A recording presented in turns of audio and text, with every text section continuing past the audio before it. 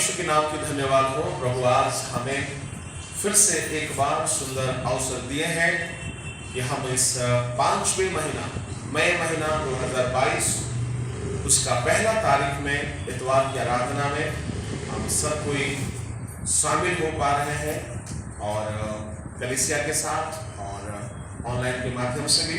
इसलिए परमेश्वर के नाम के धन्यवाद हो।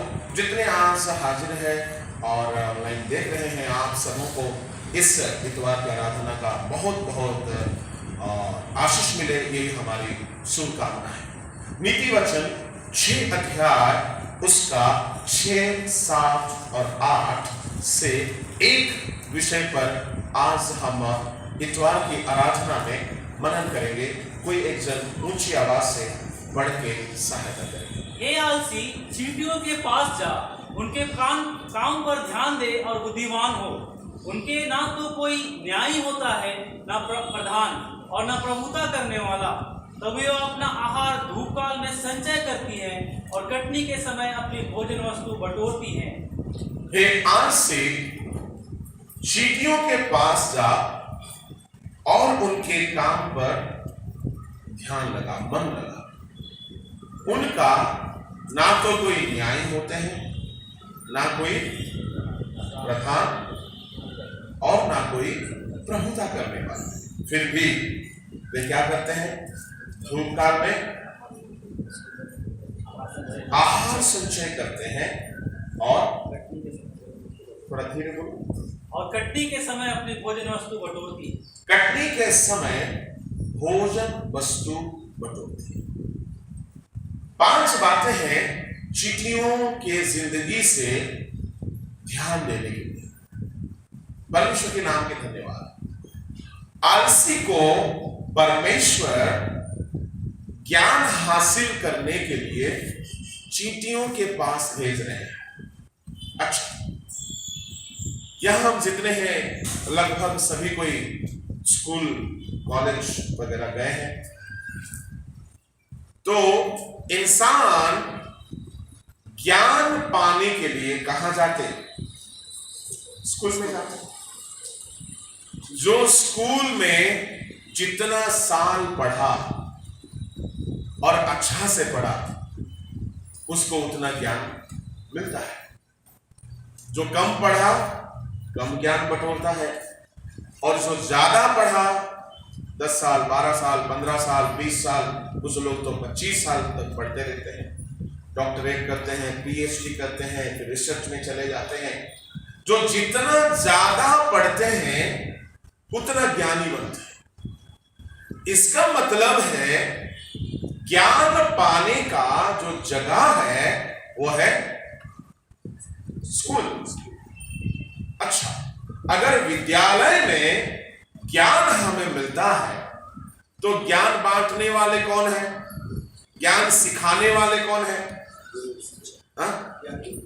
टीचर्स, शिक्षक, जो हमें बचपन में स्कूलों में विद्यालयों में हमें ज्ञान सिखाते। अच्छा, तो ये तो दुनिया की बातें हैं कि हम जब विद्यालय में जाते हैं और हम 8 घंटा 5 घंटा पढ़ते हैं तो हम ज्ञान पाते हैं, सीखते हैं और हम शिक्षित होते हैं।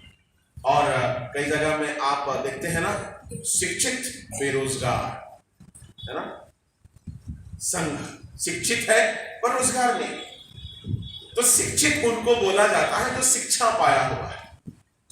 और शिक्षा पाके बेरोजगार क्यों हो गया? वो शिक्षा तो पाया था पर ज्ञानी नहीं बना। अगर शिक्षा के साथ ज्ञान हासिल कर लेता, वो ज्ञानी बंदा कभी भी बेरोजगार नहीं होता है। ज्ञान है तो ज्ञान के द्वारा बहुत कुछ कर सकता है। ज्ञानी लोग कभी भी बेरोजगार नहीं होते। ज्ञानी लोग कभी भी नीचे नजर नहीं आते। उनका ज्ञान इतना ज्यादा रास्ता उनको दिखाएगा, उनके ज्ञान के बदौलत वे ऊंचे ऊंचे स्थान में चले जाते। इसलिए दुनिया में आपको कुछ हो ना हो, ज्ञान होना चाहिए। पर कुछ लोग ना सबसे ज्यादा ज्ञानी खुद को सोचते हैं एक उम्र वाले लोग। कौन सा उम्र का लोग? इंसान का उम्र बहुत पड़ाव में होता है, उसमें से एक उम्र होता है, उस उम्र के लोग सबसे ज्यादा खुद को ज्ञानी सोचते हैं पर होते नहीं है। कौन सा उम्र? हाँ? जो टीन एज में होते हैं, उनको लगता है दुनिया का सबसे ज्यादा ज्ञानी हम है और फोकट का ज्ञान बांटते रहते, कोई ज्ञान लेता नहीं इंसान। उनको बहुत ज्यादा ज्ञान है जैसा लगता है ना। मुझे भी ऐसा लगता था पर था नहीं। मैं तो अभी सीख रहा हूं। मैं शुरुआत में सेवकाई में कदम रखा, थोड़ा सा वचन जाना कि नहीं, मुझे लगा मैं बहुत जान गया, पर अभी लग रहा है मैं कुछ भी नहीं जाना, अब तो मैं सीख रहा हूं। जहां एक इंसान को लगता है कि वो सीख लिया, उसका सीखना खत्म हो जाता है, वो तृप्त हो जाता है और आगे को सीख नहीं सकता है। परंतु जो हमेशा सीखने की आशा रखता है, उसका ज्ञान बढ़ते रहता, बढ़ते रहता, बढ़ते रहता। अच्छा, तो चींटी एक ऐसा प्रजाति है, नीति वचन 30 अध्याय में परमेश्वर उसका तारीफ करके बोलते हैं कि धरती में सबसे ज्ञानी चींटी होते हैं। 30 अध्याय का उसका 24 पढ़िए, 24 और 25। पृथ्वी पर 4 छोटे जंतु हैं जो अत्यंत बुद्धिमान हैं। 4 छोटे जंतु लिखा गया, बाप रे, इनका नाम जंतुओं में आ गया। 4 छोटे जंतु हैं जो अत्यंत बुद्धिमान। हाँ, बुद्धिमान है। इंग्लिश रेडी रहना, ओके। चींटियां निर्बल जाति तो है। देखिए, 4 छोटे जंतु हैं, अत्यंत बुद्धिमान है। एक है चींटी, परंतु धूप काल में अपनी भोजन वस्तु बटोरती है। बिच्छू बलि जाती नहीं। हाँ, बिजू बलि है ना, हमारा कोयला कंपनी का बिजू बलि नहीं है, वो छोटा जंतु नहीं है, वो बड़ा जंतु है। बिजू बलि, हाँ, बिच्छू बलि जाती नहीं, हाँ, तभी उनकी मानदेय पहाड़ों पर होती है। हाँ, उनकी मानदेय पहाड़ों पर होती है। टिड्डियों के राजा तो नहीं होता, तभी वे सब की सब दल बांध कर चलती हैं। और छिपकली हाथ में पकड़ी तो जाती है, तो भी राजभवनों में रहती हैं। ये चारों को बहुत बुद्धिमान बोला गया। आपने कभी घर नहीं बना था, राजा के घर में रहता है। बिजू बलि मानदेय में रहता है। चींटियां, उनका कोई राजा नहीं होता, पर एक साथ चलते हैं राजाओं के अगुवाई में चलने के। चींटियां छोटी जाती है, धूप काल में भोजन वस्तु बटोरती है। इंग्लिश जल्दी।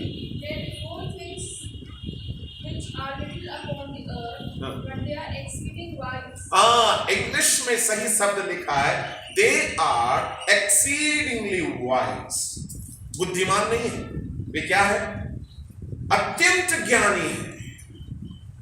4 छोटे जाति है, 4 छोटे प्राणी हैं। एक है चींटी, दूसरा है बिजू बलि, तीसरा है टिड्डियां, चौथा है क्या है? छिपकली। छिपकली को ज्ञानी बोला जाए, अत्यंत ज्ञानी है। खैर ठीक है, चारों का ज्ञान की जिक्र और कभी हम एक एक करके देखेंगे, पर चींटियों का जो ज्ञान है, परमेश्वर बोलते हैं, हे आलसी, चींटियों के पास जा और उनके काम पर ध्यान लगा और बुद्धिमान ज्ञानवान हो जा। Praise the Lord. चींटियों का बहुत सारे आदत है, उसमें से एक आदत को मैं आपके सामने रखना चाहूंगा। परमेश्वर बोलते हैं, आलसी तू चींटियों के पास जा। ज्ञान सीखने के लिए हम कहां जाते, बोला मैंने? स्कूल जाते। किससे सीखते हैं? शिक्षक से सीखते हैं। तो आलसी को परमेश्वर कौन सा शिक्षक के पास भेज रहे हैं? चींटी। आलसी लोग मोटे होते ना दुबले होते? मोटे होते। तो आलसी का कद विशाल काय होता है, और गुरुजी का कद कितना बड़ा है? छोटे बच्चे से जाकर के सीखना कितना बड़ा शर्म की बात है। छोटे बच्चों से सीखना कितना बड़ा शर्म की बात है। कुछ लोग बोलेगा हम ऐसा अनपढ़ रह जाएगा, हम सीखवे नहीं करेगा, क्योंकि बच्चा हमको सिखाएगा। आलसी लोगों को बेइज्जत होना पड़ता है, अपने से छोटों से ही सीखना पड़ेगा। यहां जो कोई खुद को आलसी देख रहे हैं, मैं तो किसी को नहीं देख रहा हूं, आप लोग सब एकदम है ना दुरुस्त है, एकदम है ना तेज है, कोई आलसी तो है नहीं। अगर कोई खुद को आलसी सोच रहे हैं, आपका जिंदगी में ये स्थिति ना आवे कि आपसे छोटे लोगों से आपको सीखना पड़े। आलसी लोगों को ऐसा होगा और होगा और होते ही रहेगा। वो कभी भी इज्जत नहीं पाएंगे, जहां उसको इज्जत पाना है वहां बेइज्जत होना पड़ेगा। अच्छा, प्रभु के नाम की धन्यवाद। अब चींटियों को ज्ञानी कहा गया, एक्सीडिंगली वाइज कहा गया। उनकी 5 बातों पर ध्यान लगाने को कहा गया। हे आलसी, चींटियों के पास जा, उनके काम पर क्या लिखा? ध्यान दे। गौर फरमाइएगा, काम पर ध्यान कैसे दिया जाता? आप किसी विषय पर ध्यान कैसे देते हैं? ध्यान देने के लिए हमारा कैसे, हम कौन सा हमारे अंग को इस्तेमाल करते किसी विषय पर ध्यान देने के लिए? आंख ध्यान में हम इस्तेमाल करते, आंख के साथ दिमाग। यानी आलसी को बोला जाता है तू चींटियों के पास जा और उसके काम को बड़ा गौर से देखना। Praise the Lord, hallelujah. देखना और सीखना। ये कैसा स्कूल है? देखो और सीखो। सब कोई बोलिएगा, देखो और सीखो। अच्छा, स्कूल में हम लोग देख के सीखते क्या? हम लोग सुनते हैं और भूलते हैं। स्कूल में कैसे सीखते हैं? सुनते हैं और भूलते हैं। सुन लेते हैं, भूल जाते हैं। टीचर बोलती है, बोलता है, समझ में आया? बोला हाँ टीचर। क्या समझ में आया? जो भी आप बोले, वो बोले हैं करके हमको समझ में आया, और क्या बोले वो समझ नहीं आया। स्कूल में हम सुनते हैं और कुछ लोग सीखते हैं। पर चींटियां ऐसे प्रजाति है, प्रभु बोलते वो लोग वक्ता नहीं रे बाबा, वो लोग बोलते भी नहीं है। वो लोग कोचिंग क्लास का सेंटर खोल के नहीं रखे, पर आप उनको देखना है और देख देख करके उनसे सीखना है। अच्छा, हम जिसको देख करके सीखते हैं उसको हम क्या मानते हैं? आदर्श। सही है? हम जिसको देख करके सीखते हैं हम उसको क्या मानते हैं? जैसे हमारा जेमी अपना माँ को देख देख कर हर चीज, पूरा चीज आदर्श होता है। हम भी किसी किसी को देख देख के बहुत चीज सीखे है ना। हमारे तांगचंद पास्टर से 2-4 बात मुझे बहुत अच्छा लगा सीखने के, है ना।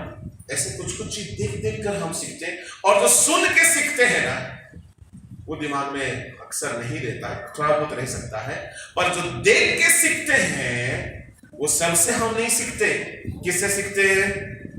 जिसको देखने से, जिससे हमको लगता है कि वाह ये तो बहुत गजब है, जो कि हमको मन को एकदम भा जाता है, हमको अच्छा लग जाता है, हमको एकदम पसंद हो जाता है, हमको एकदम लगता है कि ये सही है और हमको ऐसा ही बनना है। उसी से हम देखते हैं और उसी से हम सीखते हैं।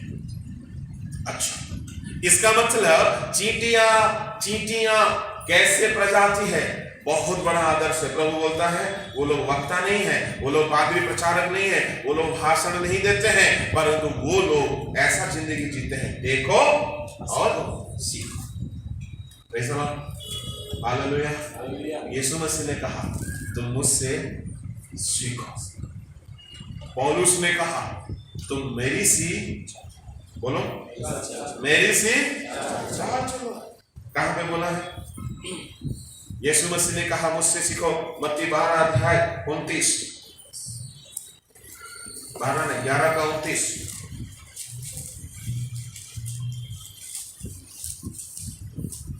जल्दी।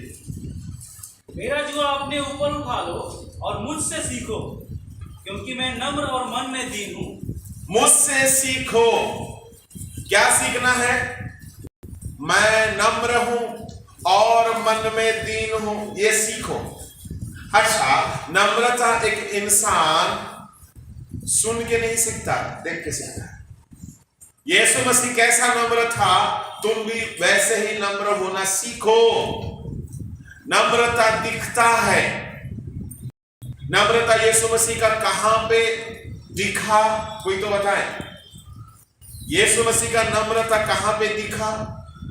फरीसियों को डांटने के समय नहीं दिखा, 5 रोटी 2 मछलियां खिलाने के समय नहीं दिखा। यीशु मसीह का नम्रता कहां पे दिखा? जब उसको लोग पकड़ लिए वो चुप था।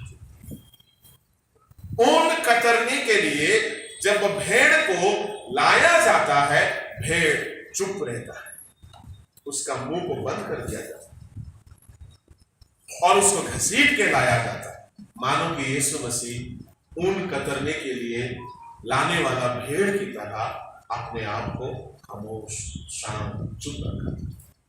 उस पर झूठे आरोप लगा रहे थे, वो चुप था।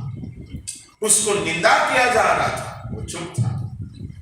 उसको भड़काया जा रहा था, उकसाया जा रहा था, वो चुप था। उसके ऊपर अन्याय का बहुत सारे दोष लगा रहे थे, वो चुप था। इसलिए उसकी दीनता में उसको न्याय नहीं मिला करके प्रेरितों के काम 8 अध्याय का 32-33 में लिखा है। पढ़िए जल्दी। पवित्र शास्त्र का जो अध्याय वह पढ़ रहा था वह यह था, वह भेड़ के समान वध होने को पहुंचाया गया, और जैसा मेमना अपने ऊन कतरने वालों के सामने चुपचाप रहता है, वैसे ही उसने भी अपना मुंह ना खोला, और उसकी दीनता में उसका न्याय नहीं होने पाया। उसका दीनता में उसको न्याय नहीं मिला। Because of his humility the justification taken away. ऐसा लिखा है ना इंग्लिश में, पढ़ 8:33 acts. In his humiliation, justice was denied him. Who can describe it? In his humiliation, justice was denied. आपका कौन सा वर्षन है शैली?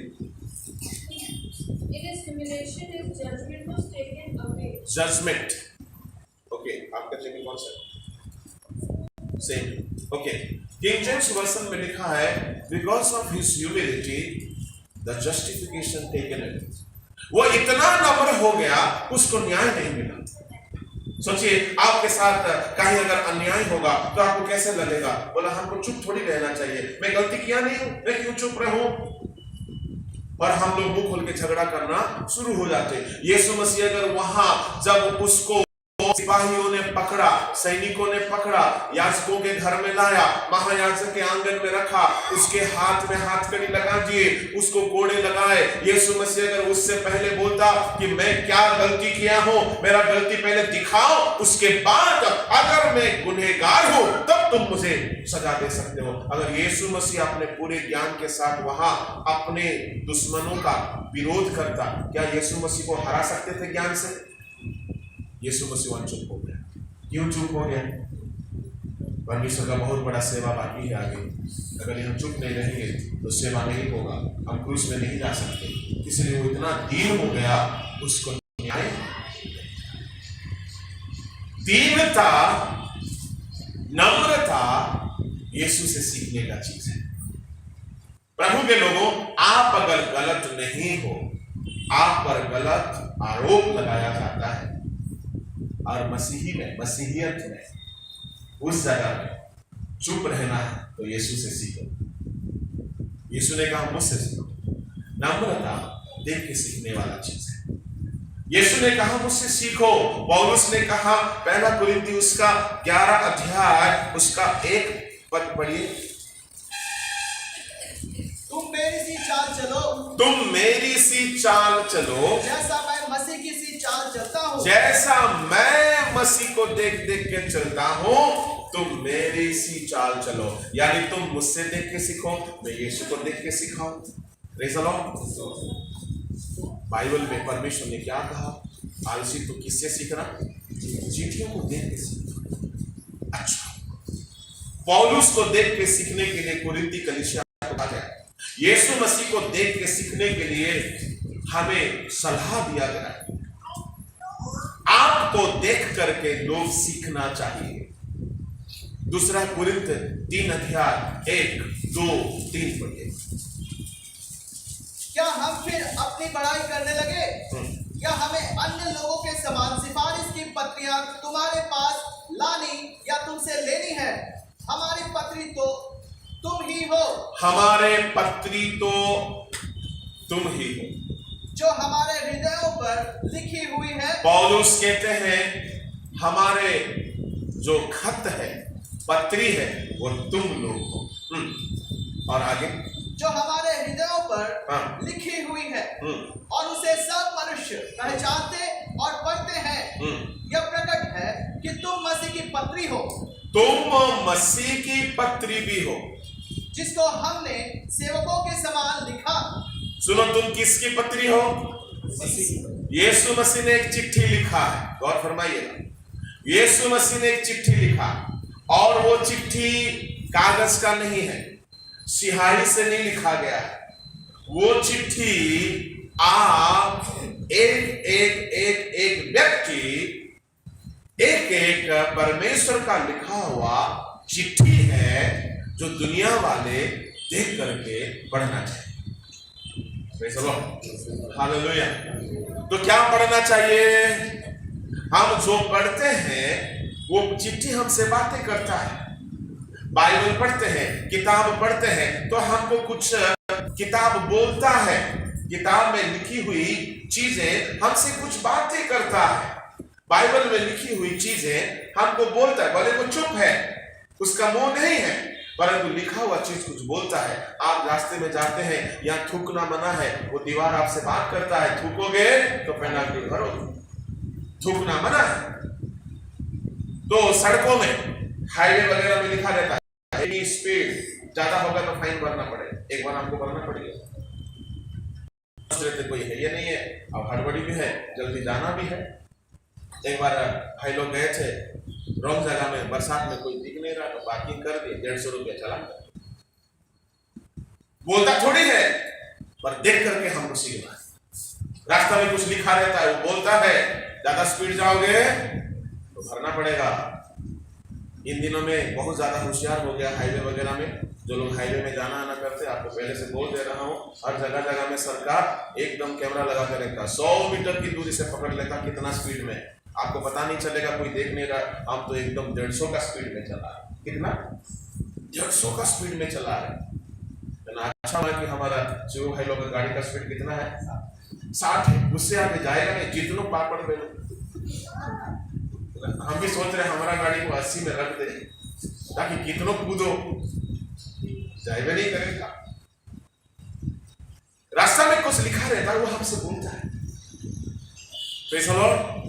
तो बाइबल में लिखा हुआ चीज कितना नहीं बोलता हो। तो आप परमेश्वर का पत्री है, आपका जिंदगी बातें करना चाहिए। आपका मुंह कम बोले। अच्छा, एक अंग खाली बोलता है तो उद्धार हो जाता है, हमारा सारा अंग बोलेगा तो कितना काम होगा। एक मुंह से हम प्रचार करते हैं, लोग उद्धार पाते हैं, मन फिराते, जोश में आ जाते। हमारा सारा अंग अगर बोलने लग जाए, हर अंग में सुसमाचार होना चाहिए।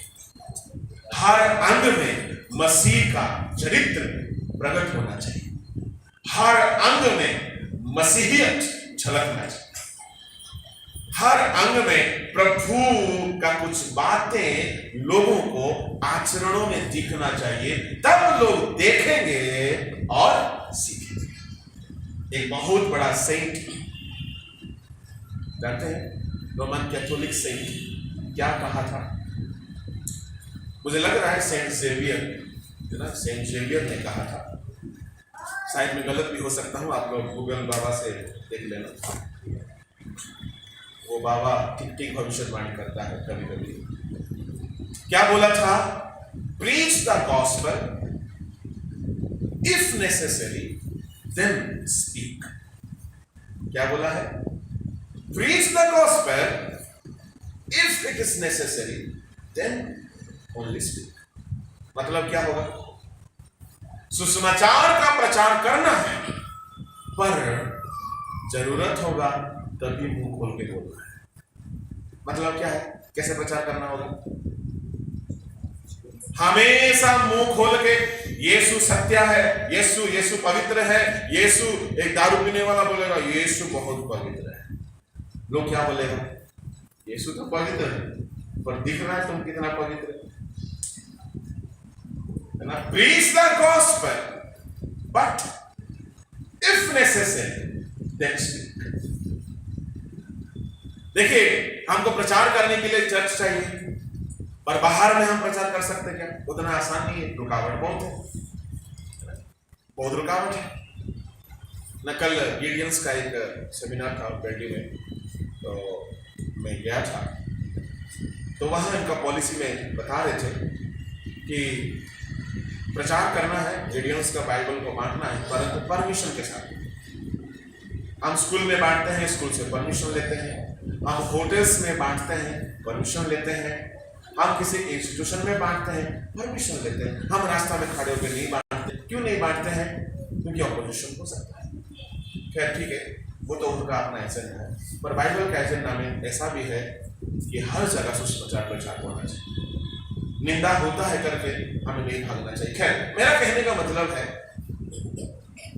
हमें बाहर खड़े होकर प्रचार करने में भारतवर्ष में बहुत रुकावट है, पर करने वाला कर सकता है। पौलुस इसलिए तो मार खाया, पौलुस और चेले इसलिए मार खाए क्योंकि जहां मना है वहां खड़े होकर प्रचार करते हैं। उसके लिए बुलाहट होना जरूरी है, तब प्रचार असर भी करेगा।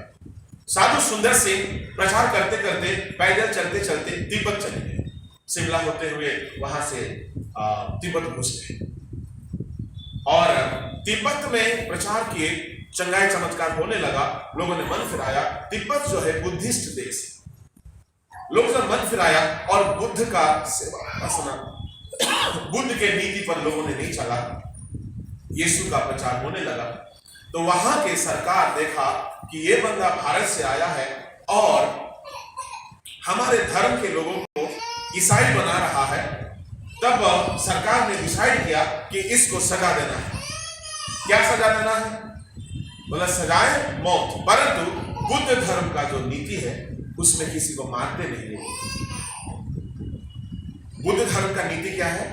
जीव हत्या नहीं करते हैं, बिल्कुल मारते नहीं।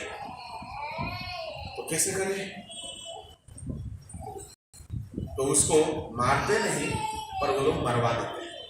लेकिन मारेंगे नहीं, पर मरवाएंगे। तो क्या किए? एक सूखा कुआं में जहरीले सांप को छोड़ दिए और उस जहरीले सांप के कुएं में साधु सुंदर सिंह को उतार दिए और ऊपर से ढक्कन बंद कर दिए। अच्छा गाना गा रहा हूं, हालेलुया। तो उस गहरे कुएं में पानी नहीं है, जहरीले सांप है, एक बार धंसेगा तो तड़प तड़प के मर जाए। ऊपर से ढक्कन सील कर दिए। जैसे नीचे गए, सांप बदन में रेंगने लगा। साधु सुंदर सिंह बोलते, जिंदगी में एक बार में कांप गया, मेरा कलेजा, मेरा प्राण थरथराने लगा, घबरा गया। जिंदगी में कितना निंदा हुआ, मार खाया, कभी नहीं कांपा था। उसका पिताजी गोली चलाए, फिर भी कांपा नहीं था। उसको बहुत सता हुआ, पर वो कांपा नहीं था।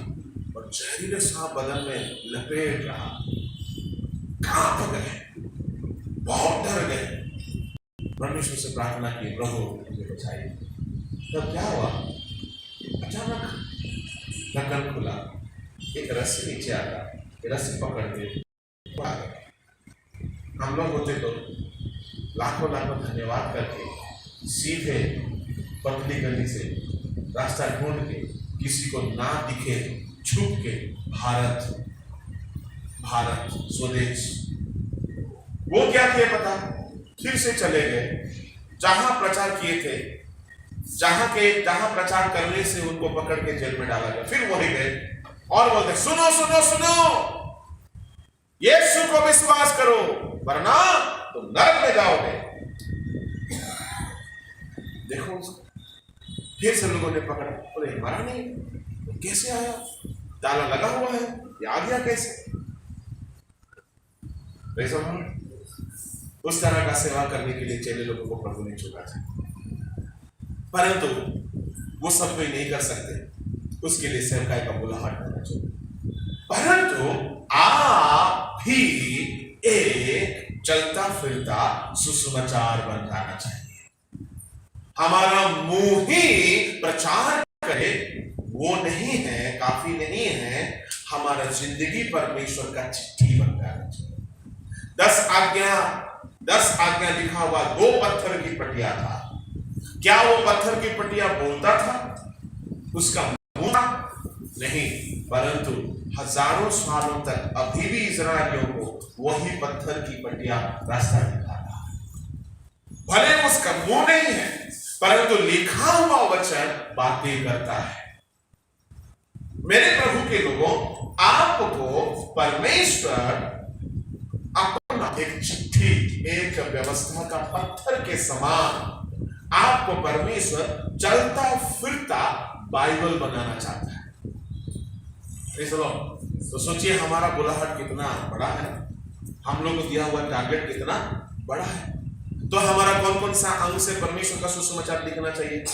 पहला तो मुंह से, दूसरा तो हमारे नजर से, तीसरा हमारे कान से, चौथा हमारे हाथ से, हमारे चाल से, हमारे उठने बैठने सोचने बात व्यवहार से, हमारे यीशु मसीह का स्वभाव अगर झलकने लगा तो लोग कहेंगे ऐसा स्वभाव कहां से आया। एक बार मेरे साथ एक बाकी साहब जा रहे थे ट्रेन में, मेरे साथ नहीं थे, वो दूसरे समय की बात, पर मेरे वो एक अच्छे मित्र हैं। तो उनका बात व्यवहार को देख करके पैसेंजर एक बच्चा बैठा था, अंकल आप क्रिश्चियन हैं? हाँ। तो बोले बेटा कैसे मालूम चल गया कि आप, तो यहाँ तो नहीं लिखा रहता है कि मैं क्रिश्चियन हूँ।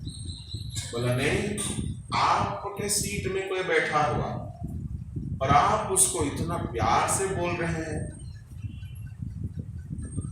तो ऐसा स्वभाव तो दूसरे मजहब में दिखता नहीं है।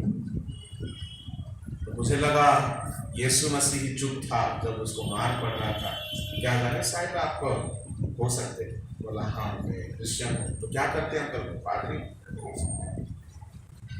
Praise the Lord.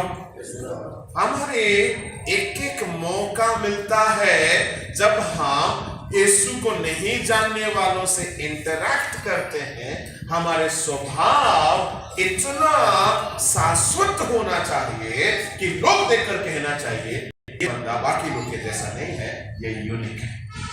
दयाल से जीतियों को देखो और उससे सीखो, मसीहियों को देखो और उनसे सीखो। कुछ लोग को देखने से लगता है अरे बाबा ये तो देखने से शकल से ही टेढ़ा, इसके पास मत। कुछ लोग को देखने से लगता है अरे ये तो शकल से घमंडी, इसके पास मत जाना। प्रभु के लोगों, हमें दुनिया हमसे देख करके सीखना चाहते हैं। हम लोग गाना गा के सुनाने से वो लोग नहीं सुनेंगे, हम प्रचार करके सुनाने से शायद वो लोग सब कोई नहीं सुनेंगे, सुन भी सकते नहीं भी सुन सकते, परंतु हम अगर आचरणों में यीशु मसीह का स्वभाव को दिखाएंगे तो दुनिया देखेगा और कहेगा ये लोग सच्चे मसीही लोग हैं। हमारे आचरण से लोग ज्यादा इंस्पायर होंगे और प्रभु के पास आने के लिए मजबूर हो जाएंगे। हालेलुया। इसलिए तुम परमेश्वर की पत्री हो, परमेश्वर के नाम की धन्यवाद हो। तो चिट्ठियों के बारे में यही कहा गया कि उनको देखो और उनसे सीखो। परमेश्वर के नाम की धन्यवाद हो। तो बहुत सारा चीज उनसे सीखने का है। उसमें से एक बात मैं कहना चाहूंगा, उनका ना तो कोई न्याय होते हैं, नंबर 1, वो भी सीखने का है। न्याय नहीं है तो बहुत बड़ा बात है सीखने का। दूसरा है उनका कोई प्रधान नहीं है। तीसरा है उनका कोई प्रभुता करने वाला नहीं है। चौथा है ग्रीष्म काल में भोजन वस्तु बटोरती है। पांचवा है कटनी के समय फसल इकट्ठा करती है। ये 5 बातों में से एक बात कहूंगा जो हम सब के लिए बहुत जरूरी है। क्या है? उनका कोई प्रधान नहीं है। प्रधान लिखा गया है दूसरे वर्षन में अलग अलग शब्द लिखा गया है। क्या लिखा है इंग्लिश में जरा सा पढ़ो। Proverbs 6th chapter 7th verse, नीति वचन 6:7। Which having no guide, overseer or ruler, No guide, no overseer, or ruler, Ruler. provideth her meat, बस। उनका कोई भी ओवरसियर नहीं, उनका कोई भी ओवरसियर नहीं है। ओवरसियर को हिंदी में लिखा गया है कोई प्रधान, मिलता जुलता है पर एग्जैक्ट वर्ड नहीं है। ओवरसियर मतलब क्या है? जो कि उनका निरीक्षक। ओवरसीयर मतलब क्या है?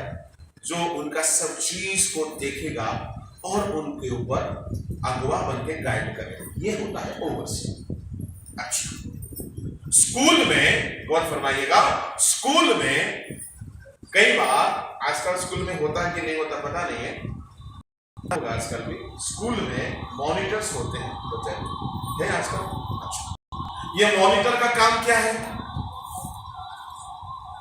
ये बहुत बड़ा नेता है, स्कूल में बहुत बड़ा नेता है। क्लास टीचर नहीं रहेगा तो किसी का राज चलता है। ये क्या करेगा?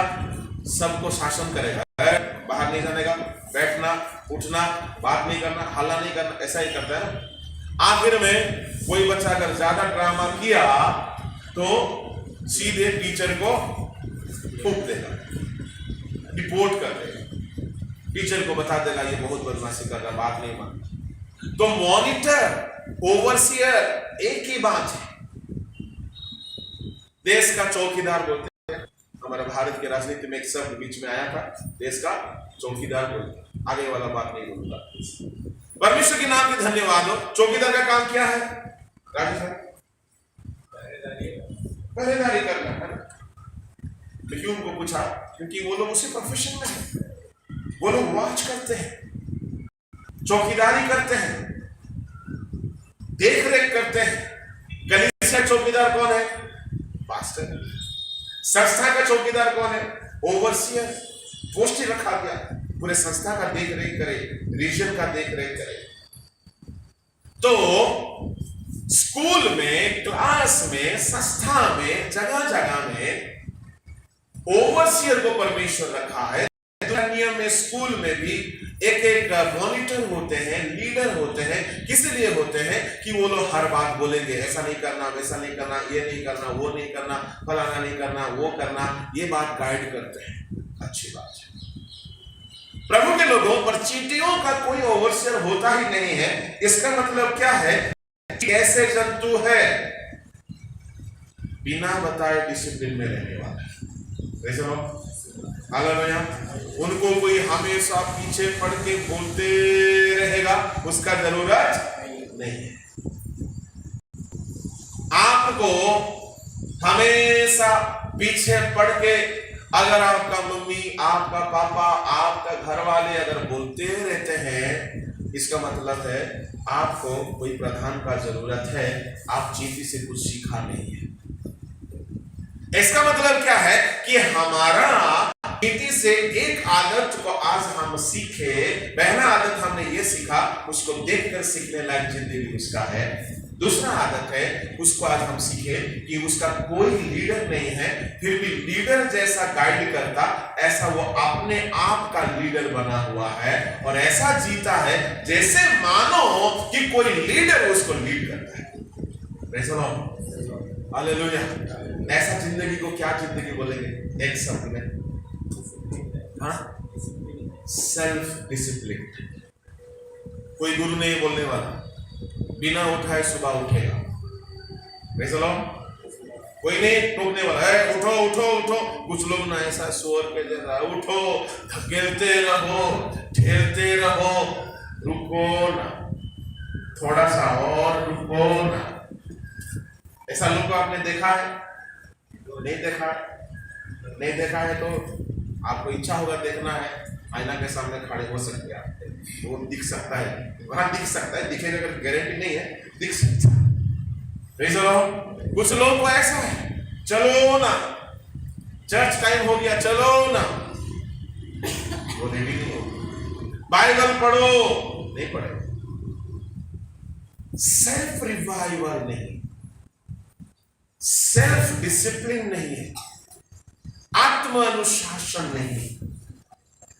आपको अगर कोई बार बार बोलते हैं फिर भी आप नहीं करते हैं, इसका मतलब है आपका अपना एक इच्छा नहीं है। एक बात मैं बोल देता हूं, अक्सर बोला हूं, आप लोग को तो बहुत ही बार बोला हूं, जिसका अपने आप में इच्छा नहीं है वो कभी कुछ नहीं कर सकता। एक इंसान के भीतर सेल्फ अवेयरनेस नहीं आया, उसको बाइबल की भाषा में अगर बोले, है ना, सेल्फ रिवाइव होना। आत्म जागरण, मैं उठूंगा, मैं प्रार्थना करूंगा, मैं बाइबल पढ़ूंगा, मैं परमेश्वर के पास जाऊंगा। ये भीतर से आ गया, ना वर्षा रोकेगा, ना ठंडा रोकेगा, ना नींद रोकेगा, ना कमजोरी रोकेगा, कोई नहीं रोक सकता। आपका भीतर में सेल्फ रिवाइवल होना पड़ता है। हालेलुया। जीटी का कोई लीडर नहीं है कि उठो बेटा, उठो बेटे, पढ़ लो रे थोड़ा, बाइबल पढ़ लो, चर्च जाओ, फास्टिंग करो, कोई नहीं बोलता है। वो अपने आप सारा काम करते रहते। घर में मिठाइयां होता तो एक ही चीज से डर लगता है, कहीं चींटी, और पता नहीं इनको कौन खबर दे देता है। आप जहां भी रखो ये लोग टपक जाते। क्यों? उनका अपना धुन है, ढूंढो, हर जगह ढूंढो, है ना। अगर कोई इंसान ढूंढना शुरू करे, पीछे कोई उनको धकेलने वाला नहीं है, फिर भी वो महान बन सकता है। कुछ लोग ना बहुत बहाना मारता, पता है हम ना इतना गरीब है इसलिए पढ़ नहीं पाए, ये बहाना है, ये बहाना है। गरीब लोग भी पढ़ के महान बने हैं। अब्राहम लिंकन को देखो, बहाना है। जिसके अंदर में महान बनने की आत्म इच्छा है, वो सारा रास्ता खुद ढूंढ लेगा। कैसे करने से हम अपने सारे काम पूरा कर सकते, वो खुद सारा रास्ता ढूंढ के निकालेगा। वो है जीटी के जैसा। जीटी बोलता नहीं है पर कार्य से दिखाता है। मुझसे सीखो, मेरा कोई अगुवा नहीं है, मेरा कोई मेंटर नहीं है, मेरा कोई गुरु नहीं है, मेरा कोई लीडर नहीं है, पर मैं अपना सारा काम अपने आप करते रहता हूं। Praise the Lord, hallelujah. Hostel में पढ़ने वाले बच्चे, कुछ लोग इतना डिसिप्लिन हो जाते हैं क्योंकि अपना सारा काम अपने आप करते हैं। प्रभु के लोगों, बाइबल में 3 व्यक्ति का नाम लेता हूं, बहुत फेमिलियर नाम है। इनका कोई अगुवा नहीं था, इनका कोई मेंटर नहीं था, इनका कोई लीडर नहीं था, इनको कोई भला बुरा 2 बात सिखाने समझाने वाला नहीं था, परंतु ये लोग खुद का अगुवा बने और खुद अपनी जिंदगी के लिए अपने आप को इतना जगा दिए कि उनको कामयाब हासिल करने से कोई नहीं रोक सका। पहला बंदा है यूसुफ, दूसरा बंदा है दानियल, तीसरा बंदा है प्रेज़ द लॉर्ड। यूसुफ के पास ना उसका पिताजी उसको बोलने के लिए था, ना मां थी। यूसुफ के पास ना भैया थे, ना दीदी थी। यूसुफ के पास मिस्र देश में चारों तरफ अंधेरा, चारों तरफ दुनियादारी लोग हैं, चारों तरफ पापी लोग हैं, और जिस घर में वो रह रहा है वहां एक पापी जो कि हमेशा पाप के लिए प्रलोभन और उकसाते रहती है। ऐसे जगह में मैं अनुसंधान किया हूं बाइबल में। अगर बाइबल में नहीं, इतिहास में, अगर यूसुफ वहां पोटीफर का स्त्री की बात मान के पाप कर भी लेता, उस देश के कानून के आधार पे वो केवल एक गुलाम का ड्यूटी माना जाता, क्योंकि गुलाम लोगों को घर में खरीद के रखते हैं, सारे काम करवा सकते, इंक्लूडिंग हर तरह का खिलौने, क्योंकि गुलाम का अपना इच्छा नहीं होता है, गुलाम अपना इच्छा नहीं कर सकता है। परंतु यूसुफ को देखो, यूसुफ जानता है इस देश में अगर यहाँ का कानून को मैं देखूं, यह कानून में पाप भी नहीं है। इस देश का कानून में हर तरह का पाप एक इंसान एक गुलाम कर सकता है, क्योंकि गुलामी में है और उसको घर में कोई भी काम करने को कहा जाता है, उसको करना ही पड़ेगा, क्योंकि उसको आज्ञाकारी होना उसका प्रोफेशन का धर्म है। पर यूसुफ उस तरह का पाप नहीं किया। क्यों नहीं किया? क्योंकि देश दुनिया के कानून से बढ़कर वो परमेश्वर का कानून को मानता था। उसका विवेक, उसका अपना इच्छा, अपना अनुशासन, अपना जिंदगी का उसका जो डिसिप्लिन इतना स्ट्रिक्ट था, ना माँ, ना बाप, ना भाई, ना बहन, ना पास्टर, ना संडे स्कूल टीचर, ना कोई स्कूल टीचर, कोई गाइड करने वाला नहीं है, फिर भी वो इतना पवित्र जिंदगी जिया, इतना आत्मिक जिंदगी जिया कि उसको प्रधानमंत्री बनने से कोई रोक नहीं सकता। हालेलुया। यूसुफ को देखो और सीखो। कोई था उसको टोकने वाला? मैं अक्सर देखा हूँ छोटे अनुभव में, जिनको सारा सुविधा मिलता है वो लोग सुविधा का फायदा उठा के महान नहीं बन पाते। कुछ लोग ऐसे होते, कुछ भी नहीं मिलता है पर वो लोग बहुत मेहनत करके बहुत आगे निकल जाते हैं। मेरे प्रभु के लोगों, आप ऐसा ना बने चींटियों की तरह बने। चींटियों का कोई गुरु नहीं है, अपने आप वे धूप का मेहनत का समय बनाती है, भविष्य को सुरक्षित करती है। मालूम है भविष्य में कौन सा ऋतु आएगा? धूप के बाद बारिश है। उस घड़ी दिक्कत हो जाएगी। मसीहियों, आज धूप काल है। क्या धूप है? आज पूरा भरपूर अनुग्रह है। एक समय आ रहा है, कोई हमारा साथ नहीं होगा। 2 साल के लिए लॉकडाउन था तो क्या हाल था। एक ऐसा भी समय आएगा, प्रभु के आगमन के पहले भारी अकाल हो जाएगी। ना बाइबल होगा, ना चर्च होगा, किसी तरह का साधन नहीं होगा खुद को जगाने का। पर चींटियों की तरह जिसकी जिंदगी में खुद अपना खाना बनाना सीख लिया है, खुद को जगाना सीख लिया है, खुद पवित्र होना सीख लिया है, खुद अपने ठंडेपन को गर्माहट में आत्मिक सरगर्म में लाने का सीख लिया है, अपने आप को रिवाइव करने का सीख लिया है, अपने आप को जोश में लाने का सीख लिया है, उसको किसी का जरूरत नहीं होगा, क्योंकि वह एक आत्म जागरूक एक मसीही है। ऐसा होना जरूरी है। प्रभु के लोगों, पहला है यूसुफ, दूसरा है दानियल का माता पिता शहीद हो गए थे उस देश में जहां बाबुल के राजा नबूकदनेस्सर उनको मार डाला था और वे शहीद हो गए थे। दानियल को कोई टोकने वाला नहीं था। दानियल के सामने बाबुल के राजा ऐसा खाना रखा जो खाना में पाप था। पाप क्या था?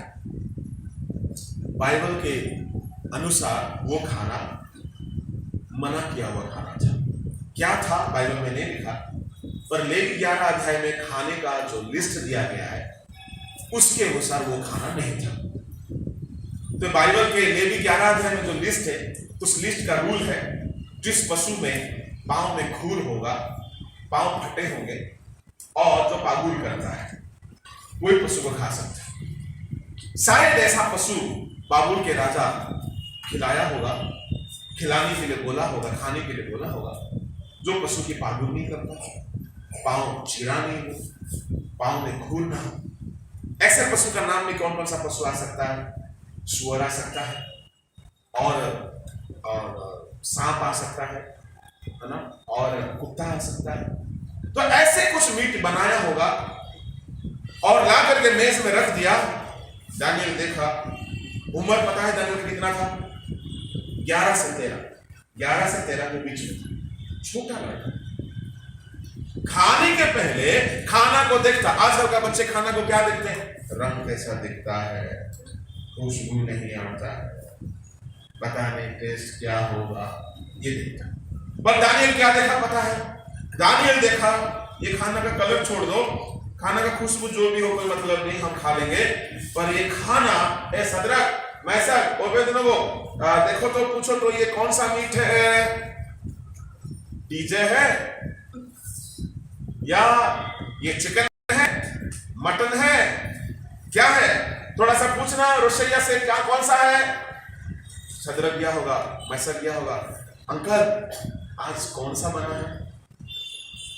अगर अंकल बोल दिया बेटा आज ना थोड़ा चर्बी वाला एक जोर था, उसी को बना है। अच्छा ठीक है, थैंक यू। आगे बोला धनिया भैया सुअर है, सुअर है। दानियल डर गया, बोलता ये खाना नहीं खाएंगे। तो मैसर बोला क्यों भैया नहीं खाओगे? लेवी 11 पढ़ो, सुअर को नहीं खा सकते। उम्र कितना था? 11 से 13 के बीच। छोटे उम्र में वचन के अनुसार खाना शुरू किया। कौन बताया इसको? मम्मी है, भैया है, दीदी है, पास्टर है? ये खुद का रिवाइवल है, जो खुद जिंदगी को वचन के अनुसार अनुशासित नहीं करेगा, उसको कितनों प्रचार मिल जाए, पौलुस मूसा जैसे भविष्यवक्ता भी प्रेरित भी आके प्रचार करे, वो नहीं सुधरेगा, वो नहीं सुधरेगा। हम उड़ीसा में जाते हैं तो कई बार कुछ लोग आके बोलता बाप रे, हम लोग तो ये प्रचार सुना ही नहीं, तो आपका कलीसिया तो 18 साल से सुना, तो कितना अच्छा होगा। मैं बोला बहुत अच्छा है, मैं बोला बहुत अच्छा है, आगे नहीं बोलता। Praise the Lord। क्योंकि किसी किसी को तो उनके पास होता है।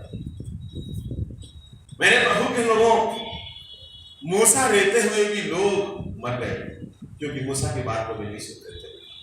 एलिया रहते हुए भी लोग मर गए क्योंकि एलिया की बात को वे नहीं सुनते। कोई नहीं था, फिर भी यूसुफ दिन पर दिन महान होता है क्योंकि वो खुद को अनुशासित रखता था। दानियल के पास कोई नहीं था, दानियल वचन के अनुसार ठीक ठीक चल रहा था। दानियल का छोटी उम्र से ही वो जज्बात दिखता है, वो धूम दिखता है कि आत्मानुशासन, खाऊंगा तो वही खाऊंगा जो बाइबल के अनुसार अनुमोदित है, प्रार्थना करूंगा तो वैसे करूंगा जैसे बाइबल में बोला गया है।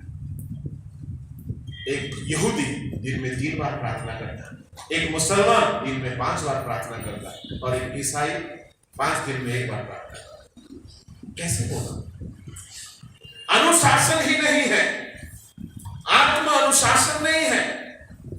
मैं कई लोगों का गवाही आपके सामने रख सकता हूं जो खुद परमेश्वर को इस कदर ढूंढते हैं, उनके लिए कोई रास्ता नहीं था, फिर भी रास्ता बन जाता है।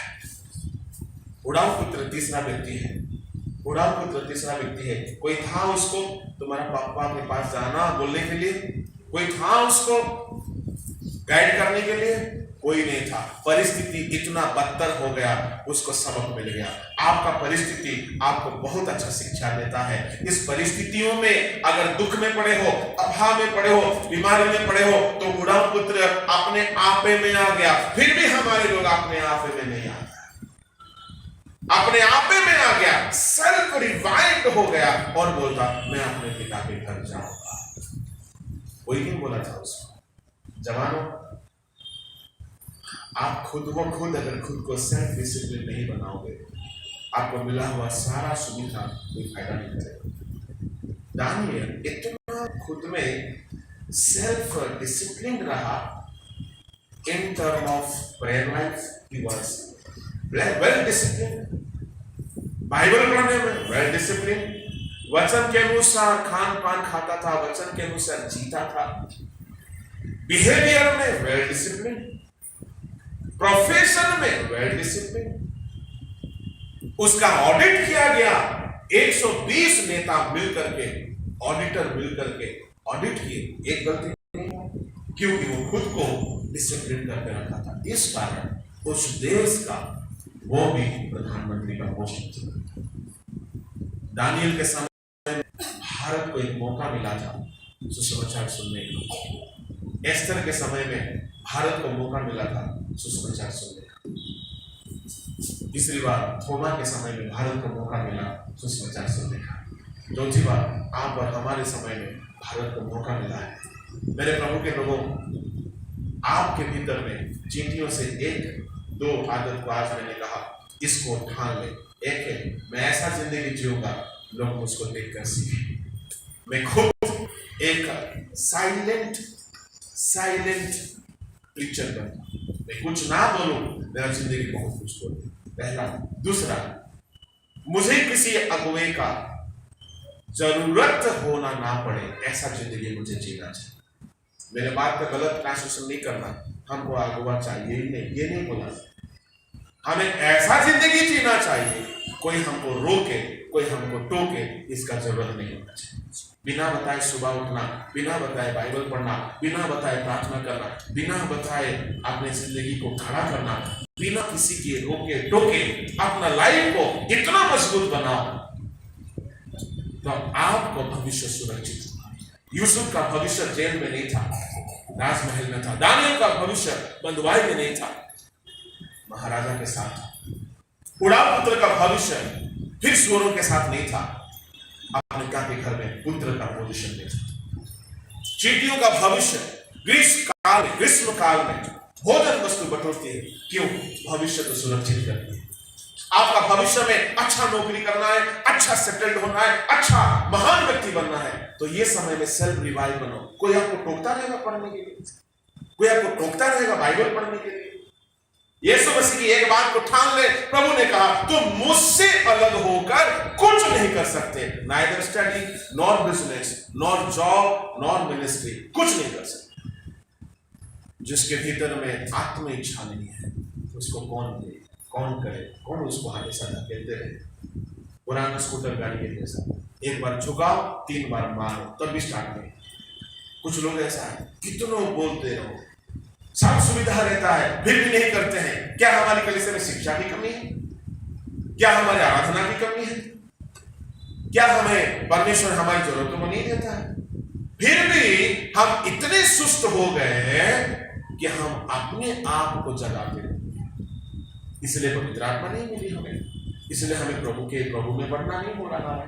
हमारा आत्मिक जीवन अगर भविष्य सुरक्षित करना है, भविष्य कैसे सुरक्षित करोगे?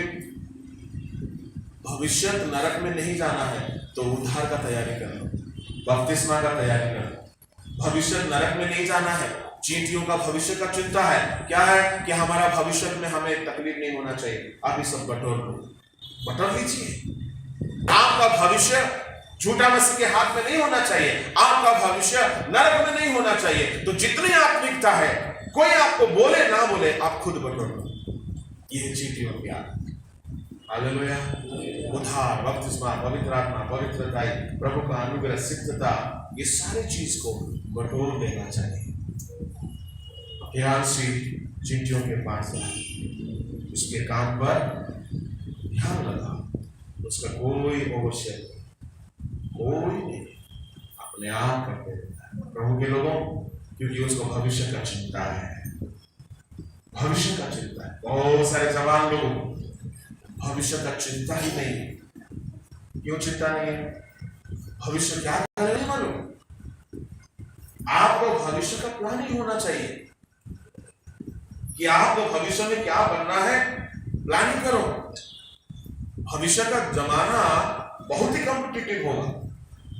हम लोग छोटे थे तो हम लोगों ने देखा है, शादी ब्याह जब गांव में होता था तो क्या होता था, लड़का वाले आके लड़की को देख लिए, पसंद आ गया, शादी, 1 हफ्ता के भीतर शादी हो गया। कुछ नहीं देखते थे, और लड़के वाला भी शादी दे देते थे। लड़का क्या नौकरी करता है, क्या बिजनेस करता है, गांव में देखते नहीं थे। ठीक है, शादी हो गया, ये लोग अपना जो भी है जिंदगी गुजारेगा, और ऐसे जिंदगी गुजर जाता है। आजकल कैसा होता है, देखो लड़का नौकरी कितना करता है, कितना पढ़ा है, कितना तनख्वाह है, घर है, द्वार है, मम्मी पापा कैसे हैं, विश्वास में है कि नहीं है। लड़की में तो और ज्यादा देखते हैं, लड़की कितना पढ़ी लिखी है, नौकरी वाला है कि नहीं, या हाउस वाइफ है, सब देखते हैं। आगे को और 15-20 साल